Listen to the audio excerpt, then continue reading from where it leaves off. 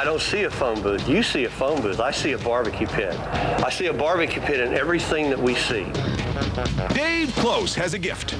The ability to see everything as a barbecue. And to see the barbecue as the answer to everything. I won't stop until I built something out of everything in the world into a pit. Philosopher, inventor, and visionary. Step now into Dave's fire-filled world. This phone booth is stainless with bulletproof glass. It was in the war in Sarajevo 5 years ago. And I saw it. A friend of mine brings these things in. And I said, no one's ever done this. No one's ever built a barbecue pit out of a phone booth that I'm aware of. So what it is a curved glass door. We added a 7-row pull-out chambers and a firebox inside. And it's a natural-born Texas smoker. With Dave, the word barbecue don't mean no backyard hibachi.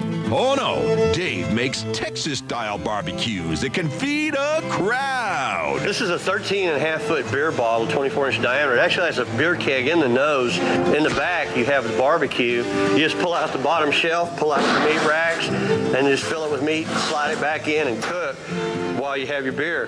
Behold, Dave's Guinness Book of Records record-breaking monster pit. It's 34,000 pounds, 48 feet long. Can cook for 24 hours on less than half a quart of wood, feeding 12,000 people 6,000 pounds of meat. We actually took that to Grand Forks, North Dakota 5 years ago when the flood happened, right after we finished it, and I fed 11,000 people with one Boy Scout helping me and then the serving lines, and it was amazing. All we wanted to do is take their mind off of things for a couple hours. We've also held the Guinness World Record, and we probably hold the smallest pit record in the world. This is like a 2-inch piece of pipe, 4 inches long. For fire, we'll actually use a pecan, and then we'll make a little deer patty about like that and cook on it. And they said, "What are you doing, boy?" And I said, "We're cooking the new division, Weight Watchers." At Dave's on-site work site, every pit starts out as a huge chunk of steel. Who's your daddy? And then the sparks fly as his team gets to work welding, grinding, and buffing. A single pit can take up to a month and a half to make. That's a ton of raw manpower. We don't have any machinery at all. All we have is grinders and torches. We've done everything. It's all handmade like they did 100 years ago. His latest creation is a mobile barbecue with some serious bling. With fenders dipped in 24-karat gold, it can be yours for a cool 6 figures. I've seen some pretty elaborate pits in my time. I've seen pits that cost over $1 million for one barbecue pit. Oh, that's the good stuff. This is a Mo. What I call Mo because that's the end of all arguments right there.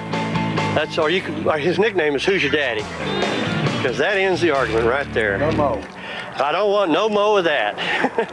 But these grills aren't just about the look. A champion gourmet chef, Dave decides to show our hungry Monster Nation crew just how these barbecues perform. Like the sign says, you kill it, we grill it.